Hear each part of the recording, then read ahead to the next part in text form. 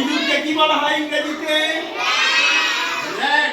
Rat মানে ইঁদুর। কাটতে গেলে প্রথমে একটা সোজা দাগ টানলাম, টেনে এইটা এরকম নিয়ে আসলাম, এখানে একটা কান করলাম, এইখানে একটা কান। বুঝতে পারছো তোমরা? এটা ইঁদুরের চোখ, এটা ইঁদুরের গাল, এটা ইঁদুরের গম। এবার এখান থেকে কি করব? এইটা এখানে ঠেকিয়ে দিলাম।